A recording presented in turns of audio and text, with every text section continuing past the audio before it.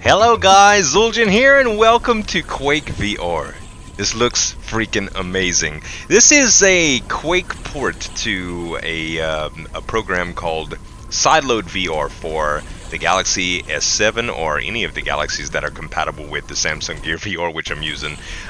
Sorry about the audio quality as well. This is a what do you call it? A Corsair RGB wireless headset, so the mic quality is not that impressive. It's pretty much just like any other wireless headset, maybe a little bit better than some of its other competitors. But we are playing Quake today, so if you've ever played Quake for PC or Doom or anything like that, the way that it works is that you can go to mouse look with your head movement. So if I press left, I strafe left. Back, I go back. So if I really want to turn around, I have to do this number.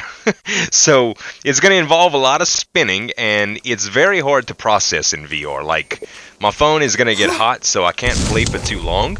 But it's a lot of fun, and I wanted to show it to you guys. So a lot of the characteristics from any VR game come out here, whereas like it's the sense of scale is pretty big. Like this door, for instance, seems like it's 3 times as tall as I am. This looks like it's around face level, so when I touch it, it's gonna bring me down an elevator, and the enemies, of course, seem about the same too. But it's a lot of fun so far. Let me see. I'm gonna jack up the volume just a little bit, you guys, just to get that sense of realism, you know. So it's disembodying. When I have my feet on the ground and I'm moving like this, it's like I feel like it feels so strange. But when I have my feet up, it doesn't feel as bad. Also, when I want to stop and anchor and I put my feet down, it feels a lot better. So taking curves on this chair seem a little bit less disorienting. Plus, if I was standing up, I would probably fall down and kill myself. It is really something. I enabled the crosshair earlier because it's a little bit easier to play with it and aim. Just naturally, if you're aiming down the barrel of a gun, you think it would be straight, but it's really not. The crosshair seems like it's a little bit... If I was looking down the barrel of a gun, maybe so, but that is not the case.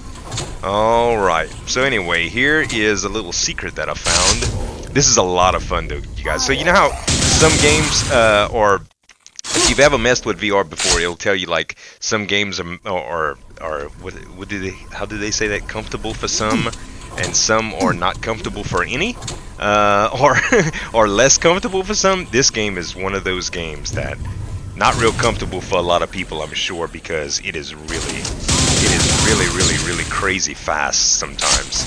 But it's impressive. Like, it's fun if you could get used to it. It's kind of like a big scary roller coaster, which I don't do very well.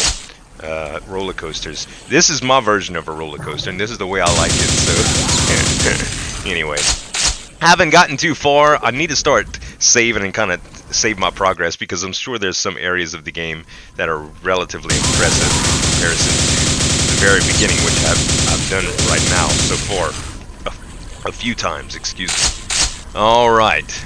Sometimes lunch wants to come up a little bit when you're going through places like this. The sensations that you get in VR are just, they're pretty hard. Most of the time, you talk to somebody that plays VR and they're like, man, oh, that explosion was in my freaking mouth. Most of the time, when you talk to people and they like, it's hard to explain. VR is very hard to explain. It's something you have to experience. If you have a Galaxy, if you have a compatible device, I won't say what type or whatever, but if you have a compatible device, I would definitely, oh man, oh, and the water too, y'all. It's crazy.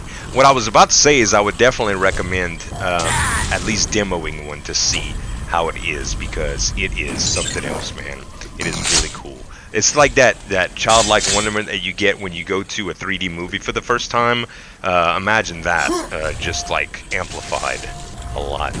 So anyway, we are on the move here, and around these corners it's really hard to get used to. I think I left something behind there. Oh my gosh, he's shooting me. Wow, man. Alright, these nails are shooting. Ouch. What's my health like? 80? Not that bad. Ooh, he swung that thing. Oh!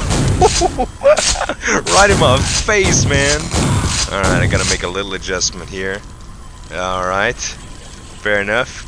Just gotta make sure I'm not getting too close to my desk or anything. You hit this desk full speed, it's very jarring.